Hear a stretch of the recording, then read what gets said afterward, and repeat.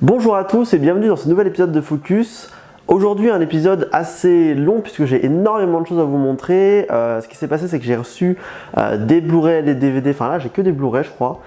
Donc j'ai reçu des Blu-ray depuis facilement mi-avril et j'en avais pas assez en fait pour vous faire un épisode et du coup là ça s'est accumulé d'un coup. Donc j'ai une sacrée bonne pile à vous présenter, donc on va pas perdre de temps et je vais vous présenter tout de suite les nouveaux petits arrivants. En premier, on a un steelbook d'un film que j'ai pas vu mais que Marjo a vu et qu'on va regarder ce soir. Il s'agit de The Greatest Showman avec Hugh Jackman. Donc un film, je crois, du coup sur les débuts du cabaret. J'attends de découvrir ce film. Marjo l'a vu au ciné, elle a beaucoup aimé. Elle m'en parle tout le temps et elle chante tout le temps les chansons. Donc moi, je l'ai pas encore vu. Donc on a une super belle édition steelbook, franchement super jolie. Donc je suis assez content. Ça rendra super bien dans la collection. Et le film en lui-même, je ne l'ai pas vu, donc je ne peux pas encore vous en parler, mais je le regarde ce soir, donc je ne tarderai pas à vous donner mon avis. On va ensuite enchaîner sur la collection Disney qui commence à grandir dans notre collection DVD et Blu-ray. Le premier film que je vais vous présenter là, c'est un film vraiment que j'ai adoré, qui a fait toute mon enfance. Il s'agit de Mary Poppins. Alors c'est super important pour moi de l'avoir dans la collection parce que c'est vraiment un film qui a marqué un peu mon enfance et je le connais vraiment par cœur, je l'ai vu plein de fois, je l'avais en cassette. Même si c'est pas du tout ma génération, hein, ça c'est sûr, mais vraiment c'est un film que j'aime beaucoup et que j'aime beaucoup revoir. Ils ont prévu du coup une suite, une sorte de suite, je crois pas que ce soit un remake, hein, ni un reboot, parce que c'est pas vraiment une série, mais apparemment c'est une suite, donc je crois que ça sort à Noël si je m'abuse, donc je sais pas du tout à quoi m'attendre, mais pourquoi pas, après tout ça peut être intéressant. Après je trouve que tout l'intérêt de ce film c'est justement sa capacité à créer des effets visuels qui à l'époque étaient quand même assez... je sais pas si c'était impressionnant, mais en tout cas c'était assez sympa.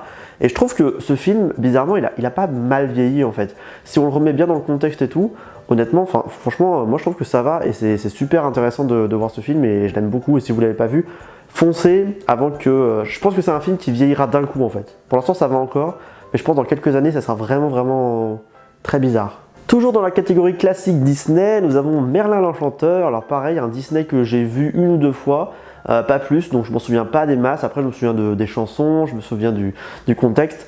Je sais que j'aime bien ce film, mais j'ai envie de le revoir parce que honnêtement, voilà, ça fait partie des classiques Disney. Et comme je l'ai dit dans beaucoup de vidéos, moi j'ai pas forcément été élevé au Disney, enfin du moins je les ai pas regardés en boucle. Du coup voilà, donc j'attends de le revoir, mais je suis content de l'avoir dans la collection parce que c'est un Disney que j'apprécie et ça fait plaisir de l'avoir. On continue encore dans les Disney avec un classique également, quasiment tous les Disney sont des classiques finalement, mais celui-là vraiment je l'aime beaucoup. Il s'agit de Wall-E, un film qui est sorti il y a déjà quelques années, mais qui est assez sympa de la manière dont il traite le futur finalement. Et j'aime beaucoup ce film, je le trouve juste incroyablement touchant et incroyablement vrai finalement. Enfin, il traduit, on va dire qu'il traite de beaucoup de sujets qui peuvent être finalement de plus en plus d'actualité, et c'est assez sympa d'avoir justement une vision plus ou moins avant-gardiste de ce que peut être notre avenir et puis de comment ça peut évoluer, sachant que plus on avance, plus on se dirige plus ou moins vers ce futur-là. C'est assez bizarre, mais vraiment c'est un super film et je suis super content de l'avoir. Et je le regarderai avec plaisir. On termine la série des Disney avec un Disney beaucoup plus récent cette fois. Il s'agit de Zootopie, un film que j'ai mis très longtemps à regarder, parce que il y a vraiment une période où j'ai arrêté de regarder des Disney. J'arrêtais plus, en fait à partir de la Reine des Neiges, je crois, j'ai arrêté de regarder les Disney. Donc j'ai loupé du coup donc la Reine des Neiges au cinéma, Zootopie, Vaiana, c'est ça. Et en fait, le fait de les avoir vus plus tard, je me suis dit, mince, je suis vraiment trop bête de ne pas avoir été au cinéma les voir.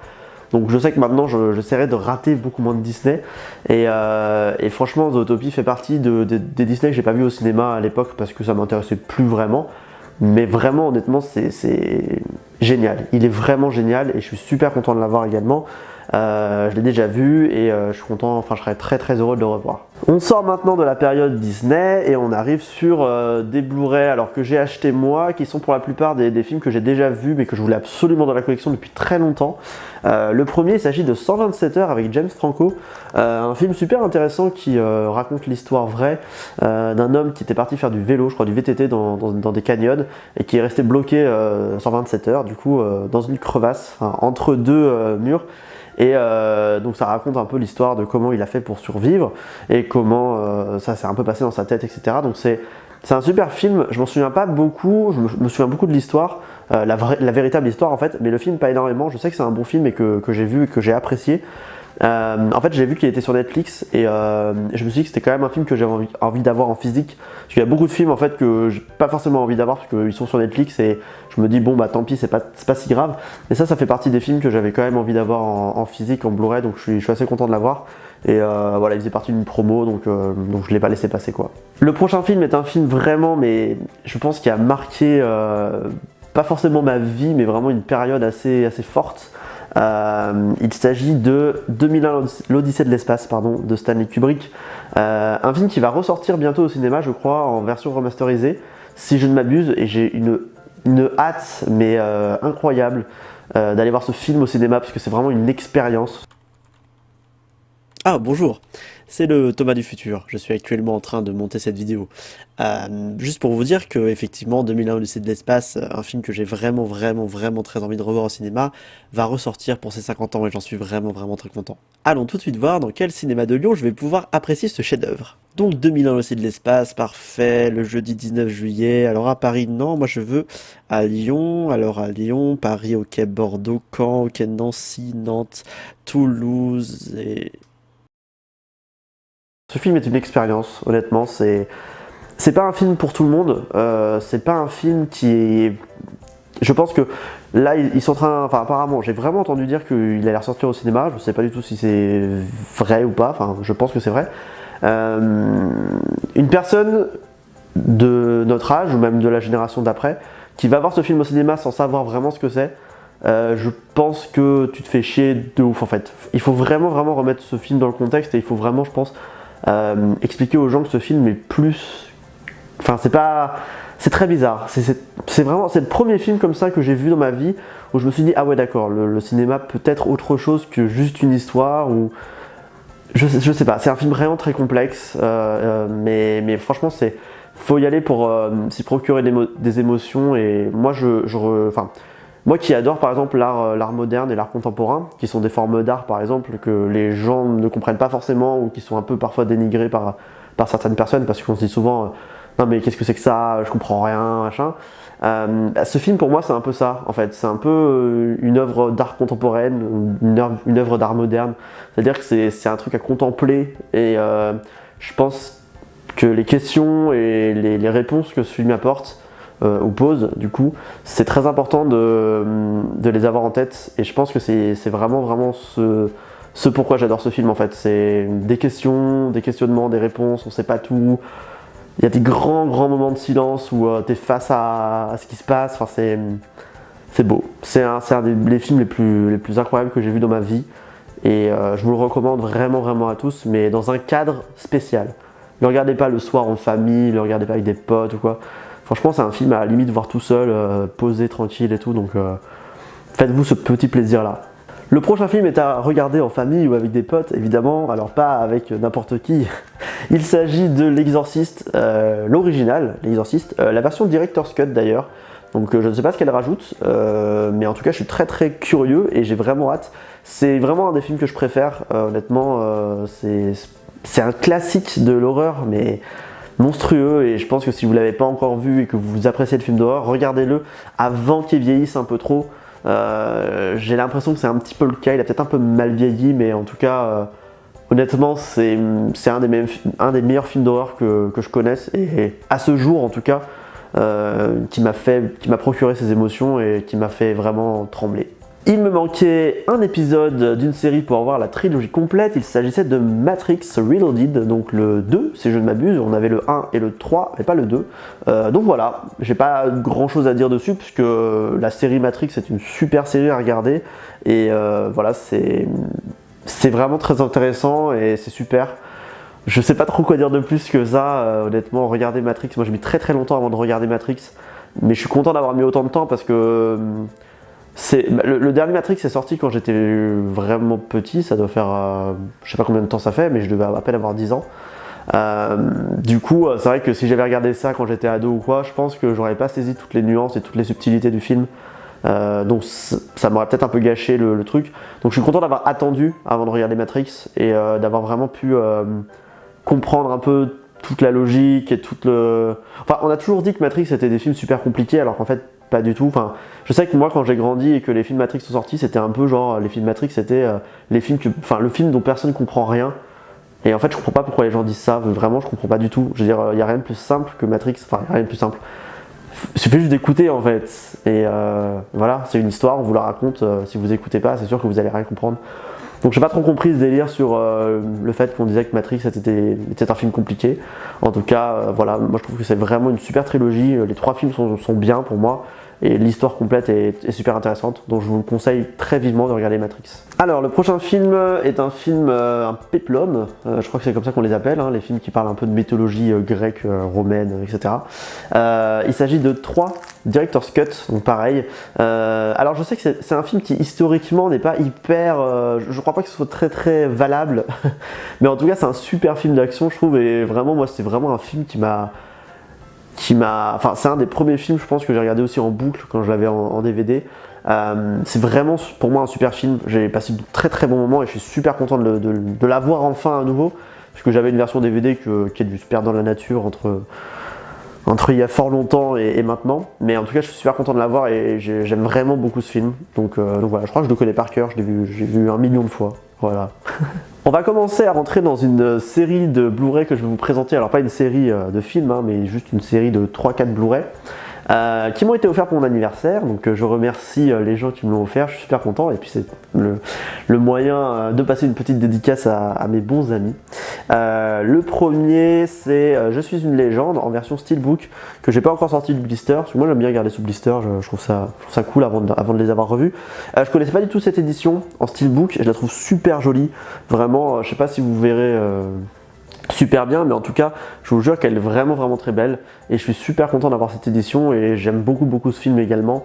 Voilà, donc je vous conseille de regarder I Am Legend parce que je l'ai en version anglaise, mais voilà, donc je suis super content d'avoir ce steelbook, ça fait trop plaisir. Alors ensuite ça va aller un peu plus vite, je vais en présenter 3 d'un coup et 3 du coup qui m'ont été aussi également offerts à mon anniversaire. Il s'agit de la série des Jurassic Park, donc Jurassic Park 1, Jurassic Park 2 et Jurassic Park 3, sachant que le 3 est en steelbook, dans une super belle édition d'ailleurs, donc merci beaucoup à la personne qui me les a offerts. Jurassic Park est une série pareil que j'ai découvert très tard finalement, hein, par rapport à ses années de sortie, et en fait, alors petite anecdote très rigolote, j'ai très longtemps cru que Jurassic Park, le monde perdu, était le premier. Parce qu'en fait, moi, j'ai découvert Jurassic Park avec le 2. J'avais, vous savez, les BD qui reprennent les films, et en fait, c'est des cases de films. J'avais ça avec Star Wars 1 et j'avais ça avec Jurassic Park. Et du coup, j'avais ça avec Jurassic Park 2. Et comme j'avais que ça, et que Jurassic Park 2 ne s'appelle pas Jurassic Park 2, il s'appelle Jurassic Park Le Monde Perdu, du coup j'ai toujours cru que c'était le 1, et j'ai passé des années et des années à regarder en boucle Jurassic Park 2, en étant persuadé que c'était le 1. Alors, il y avait plein de trucs que je comprenais pas, et je me disais, mais c'est bizarre que, voilà, qu'ils disent ce genre de trucs. Et en fait, un jour, Jurassic Park 3 est sorti, et je me suis dit, mais pourquoi Jurassic Park 3, ils n'ont pas fait de 2? Voilà, donc c'est pour la petite histoire, et c'est le jour où Jurassic Park 3 est sorti que j'ai compris que Jurassic Park, le monde perdu, était en fait Jurassic Park 2, et qu'il existait un autre Jurassic Park, bien évidemment le 1, l'indétrônable, le seul et l'unique Jurassic Park. Donc voilà pour la petite anecdote, ne me jugez pas trop vite, hein, quand même, j'étais un enfant, hein, et voilà. On va commencer à rentrer dans les derniers Blu-ray. Ces Blu-ray là, je les ai eus il y a à peu près un mois et demi, mais un peu plus, je crois, fin avril. Fin avril, il s'est passé quelque chose. Il y a un célèbre dessinateur japonais qui est mort et qui avait réalisé du coup Le Tombeau des Lucioles, un film que j'aime énormément et un film que j'ai découvert lors d'une sortie cinéma au collège. Donc comme quoi c'est pas si débile que ça, les sorties cinéma au collège. On va pas voir que des films tout nuls et tout pourris. C'est un des plus beaux films d'animation japonais que j'ai vu de ma vie, tous confondus, je pense, tous. Vraiment, c'est le plus beau, le plus touchant et celui qui m'a procuré le plus d'émotions. Donc je vous conseille très vivement de le voir si vous l'avez toujours pas vu, mais je vous conseille énormément Le Tombeau des Lucioles. C'est vraiment une super histoire et ça vous met une claque et ça vous apprend beaucoup de choses. Donc c'est super important que vous puissiez le voir. Le prochain film est un film que j'ai longtemps défendu à sa sortie en cinéma et je l'ai reçu en Blu-ray, je l'ai revu et je me suis rendu compte que finalement c'était pas si top que ça finalement, et je suis vraiment déçu de le dire parce que je suis un fervent défenseur de Batman v Superman.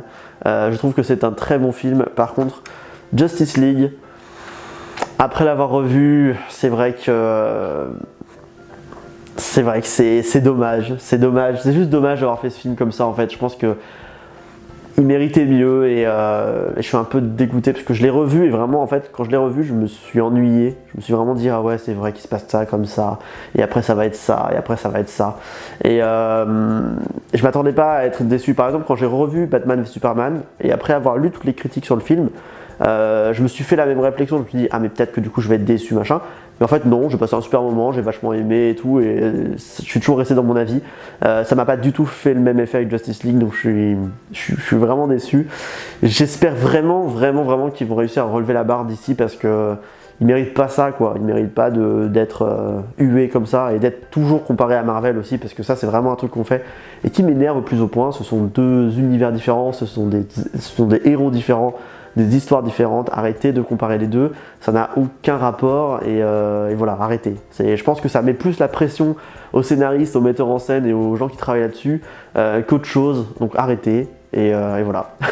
Et enfin le dernier film que je veux vous présenter, je l'ai laissé en dernier parce que c'est vraiment voilà, je l'ai commandé dès sa sortie au cinéma, même peut-être avant. Enfin, d'ailleurs, c'est Marjo qui l'a commandé. Hein. Je dis j'ai, mais c'est Marjo. Il s'agit de Star Wars, les derniers Jedi. Donc, ceux qui me suivent sur Twitter, savent que je l'ai reçu, puisque le jour où je l'ai reçu, je l'ai regardé. J'ai passé l'après-midi à regarder. J'ai regardé tous les bonus et tout. J'ai passé l'après-midi entière à regarder ce film et à regarder les bonus et à tout dévorer. Voilà la saga Star Wars, et je pense ma saga préférée au monde. Je trouve tous les films Star Wars incroyables, tous. Voilà, donc ça me fait super plaisir de l'avoir dans la collection, dans une édition steelbook juste magnifique. Voilà, j'aime énormément ce film, j'aime énormément tous les Star Wars et je suis ravi de l'avoir, et j'ai hâte de tous les avoir dans de très belles éditions comme ça. Et je pense que le jour où tous seront sortis, je m'achèterai un coffret du 1 au 9. Ils sortiront forcément un énorme coffret. Sachez que je l'acquérirai direct. Voilà, c'est tout pour cet épisode de Focus. J'espère que ça vous a plu. Alors comme vous voyez, j'ai eu vraiment beaucoup de choses. Enfin, avec Marjo, on a eu énormément de choses. Donc c'était très important pour moi de vous les présenter. J'espère que cet épisode vous a plu. N'hésitez pas à me dire si dans les Blu-ray que j'ai présentés aujourd'hui, il y en a que vous aimez bien, il y en a que vous aimez pas. Et n'hésitez pas à me conseiller également d'autres films à voir. Je vous fais plein de bisous et je vous retrouve la prochaine fois pour la prochaine vidéo. Ciao à tous.